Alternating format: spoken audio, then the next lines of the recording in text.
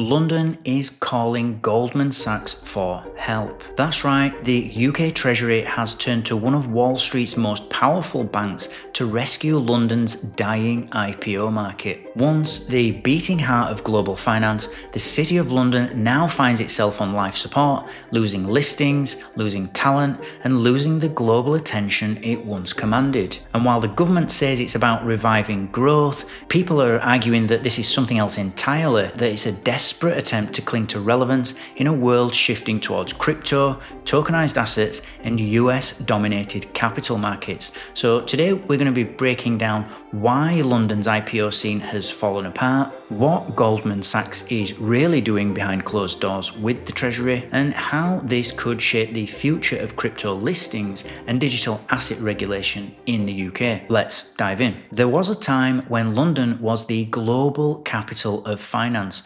From the city to Canary Wharf, every skyscraper buzzed with trading desks, IPO roadshows, and billion-pound deals. But fast forward to 2025, and the numbers are grim because according to data reported by Be In Crypto, London's IPO proceeds are down 69% this year, which is the lowest level in 35 years.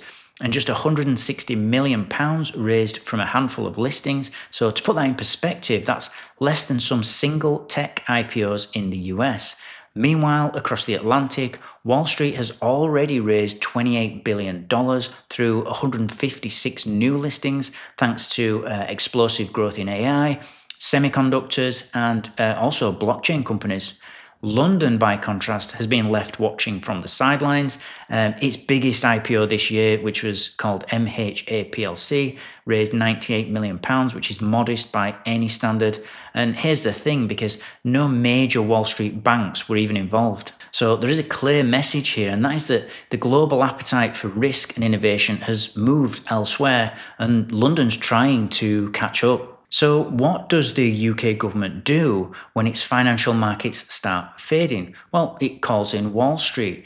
Chancellor Rachel Reeves has reportedly teamed up with Goldman Sachs banker Anthony Gutman, who is a man who's personally overseen billions in listings for companies like Deliveroo and Aston Martin.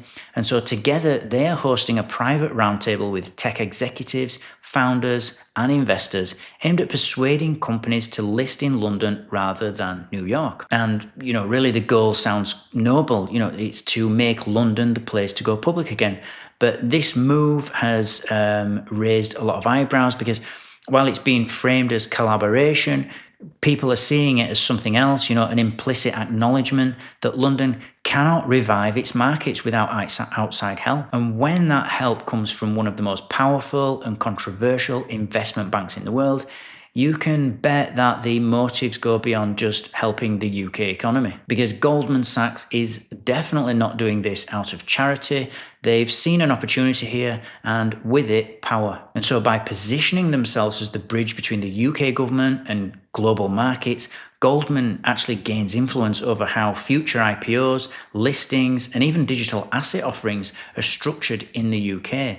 So in short, they're not just hosting the meeting, they're actually going to be shaping the agenda. Now, to understand why London needs rescuing, we have to look at the forces pulling it down. Things like overregulation and red tape, the FCA's layered the listing process with ESG mandates, diversity quotas and disclosure requirements that, while as socially progressive, have basically turned IPOs into bureaucratic marathons. And some founders are arguing that they spend more time filling out compliance paperwork than actually innovating. And in a world where startups can list faster and freer in the US or Asia, that's a big problem for London. Another thing is the tax burden, stamp duties, corporate taxes, capital gains rules all eat into profits, making the UK a less attractive venue for global investors. And the Treasury has hinted at scrapping stamp duty for IPOs, but as of now, it's just talk. There's also a cultural shift. This is probably the biggest issue, and it's not regulatory at all. It's psychological. London's markets have grown cautious, conservative, and risk averse. Meanwhile, Silicon Valley and increasingly places like Dubai, Singapore, driven by experimentation, tokenization, and fast capital deployment. And, investors do not want tradition, they want upside. So while London argues about ESG disclosures, the US is listing crypto-friendly companies on the NASDAQ. While the FCA debates the risks of stable coins, the SEC is approving Bitcoin ETFs. And while the UK is still writing things like consultation papers, Wall Street is already trading, tokenized treasuries worth billions. So the world has changed, and unfortunately, London has not kept up. And even the EU, through its MICA framework, is trying to attract crypto capital more aggressively than the UK. Paris and Frankfurt are positioning themselves as token-friendly hubs, complete with legal clarity and banking integration. So London, by contrast, remains kind of half in, half out. It's a city that seems to be talking about innovation, but is clinging on to legacy systems. And that's why Goldman Sachs' involvement matters. Because it's not just about IPOs, it's about realigning London with a world moving towards digital capital. So why does this matter to the crypto world? Well, because the IPO struggle is part of a much bigger financial evolution. It's one where blockchain technology and tokenization are rewriting how capital is raised. And if London can't compete in traditional equity listings, it risks falling behind in digital listings too, whether that's tokenized securities, things like blockchain bonds, or even hybrid equity token offerings. So the irony here is that the UK has all the ingredients to lead in this space. They have strong rule of law, a respected financial regulator, they've got deep capital markets, but it lacks one thing. And that is the courage to modernize. And so crypto projects who are looking to raise funds are now asking, well, why list in London? Why battle outdated systems when you can issue digital assets under clearer, faster regimes in the US or, Switzerland or Singapore? And if the UK doesn't act soon, then those projects and the innovation that comes with them will just leave or never even start. And once capital starts migrating, it very rarely returns. So what would a truly reimagined London look like? Well, we could have a digital listings hub, where blockchain projects can issue regulated security tokens alongside equity, a single streamlined approval process that merges traditional IPO structures with digital asset issuance, things like tax incentives, for companies who are pioneering things like Web3 infrastructure, tokenization, or AI blockchain integration, and an FCA that acts not as kind of a gatekeeper, but as a guide. So it is possible, but to get there, London must first admit that there is, that the system's broken. And Goldman Sachs may be offering advice and credibility, but the real reform must come from the UK itself, from politicians willing to take risks, regulators who understand that innovation cannot be micromanaged, and from companies ready to make London their home again.